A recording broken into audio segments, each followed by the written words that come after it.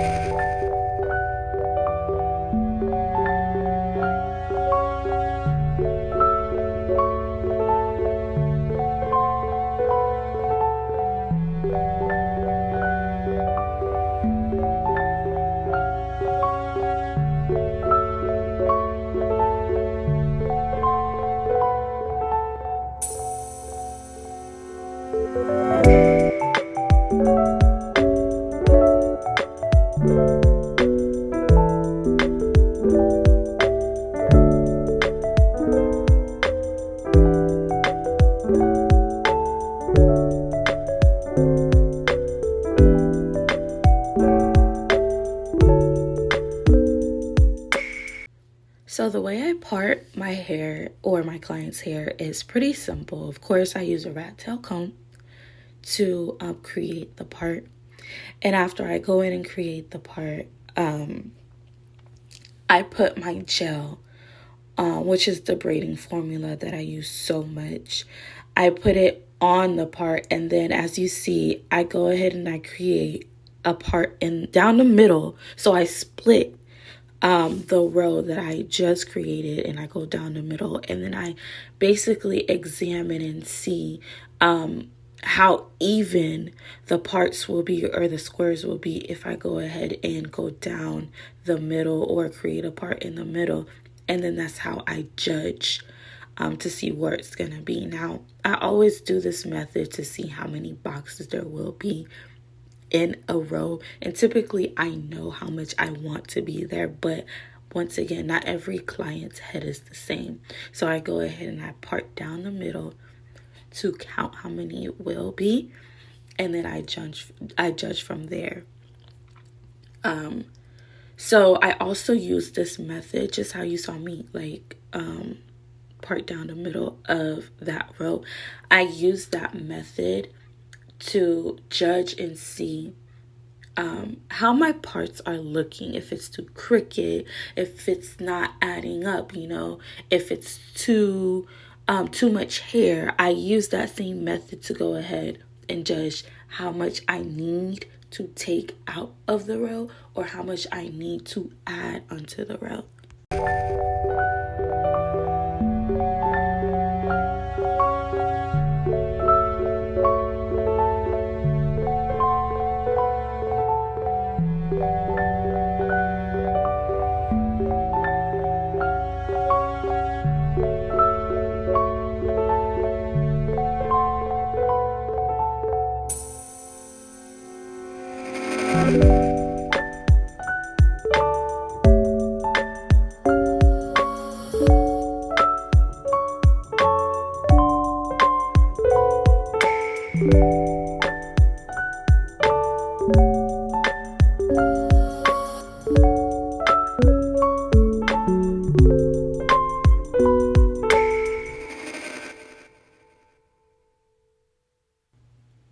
So this is the final braid for the purple. My client only wanted 2 rows of the purple hair to create her peekaboo. So this is the final braid. So the hair that I'm actually using for the purple is Mayde.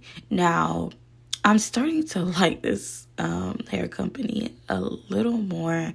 For those of you who's watched my previous medium knotless how to, I explained or elaborate on why X-Pression, which is the hair that I'm using in black, is my favorite and my go-to, and I only make exceptions for some, and Mayde is one.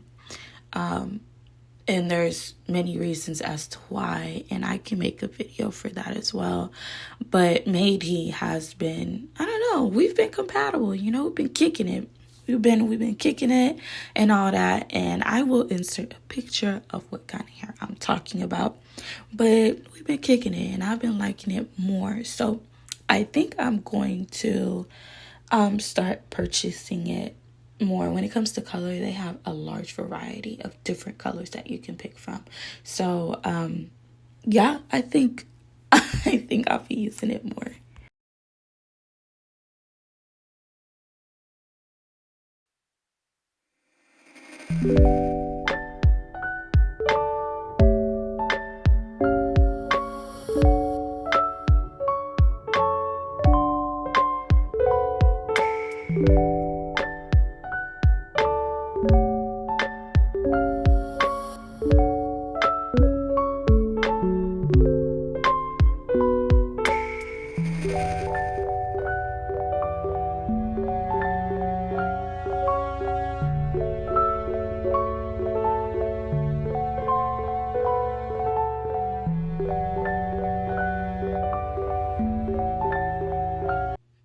So I actually forgot to mention the size that I'm doing on this client hair on the length is mid-back medium.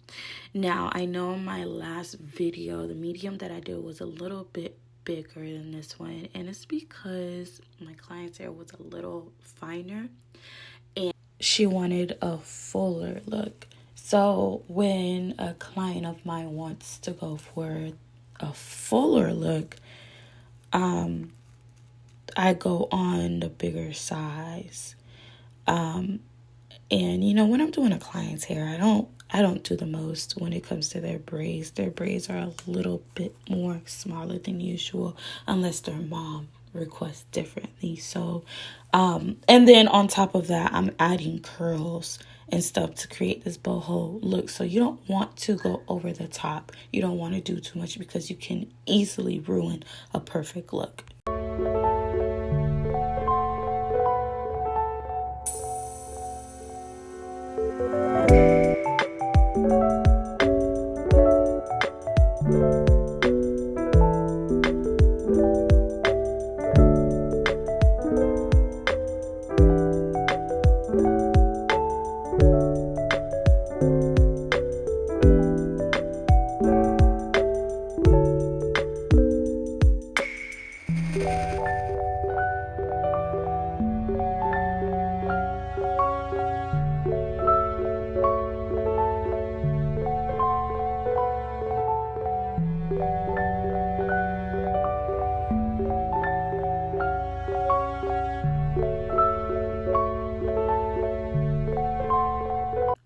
So I wanted to do a little closer up for you guys to show you guys how I add in my curls.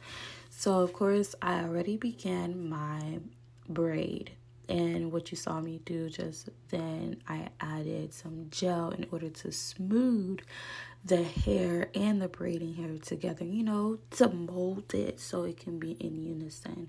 So now I am about to grab the curly hair to insert into this braid. Now you're gonna see I kind of try to add it on the right side, but for some reason I was having a difficult time feeding it in. I don't know. I do this a million times. So because I was having a little difficult time on that side, I went ahead and I fed it in to the left side.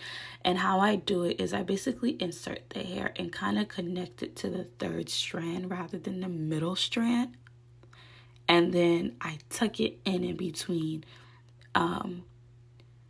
where, you know, the creases of where the hair was already braided to kind of seal it. And then I finish braiding down. Now, as I was explaining earlier in the video, this is why I do window. Now, the way you see the box is set up, that is considered a window parting. And I do that because of the way you see it laying down. It's not on top of it one another, rather it's in between one another, and that's perfect. So here's another close-up of how I actually start my knotless braid and feed in my curly hair. I went ahead and I slowed it down for you guys. So with the braiding hair, I know many have questions as to when they should add in the hair and how. Now, the way I add in my braiding hairs, or how I start it, is I do one rotation of the braid from the root, and then I add my first piece of braiding hair. Then I do another rotation and add the second. Then that was just the third rotation that you saw there, and I'm adding another piece of hair. Now, you see me holding back a strand, and that's to basically hold the grip of the braid that I am forming to get a much neater look, as you can see. After I add the amount desired, I believe I added about 4. I went ahead and I braided down her hair, and then now you see me grabbing the curly hair and I'm inserting it the same way I did before. I'm basically grabbing it from the third strand in the first, so the middle is out of it. I grabbed it from the third and the first strand, and then tucked it in, and now I'm braiding down.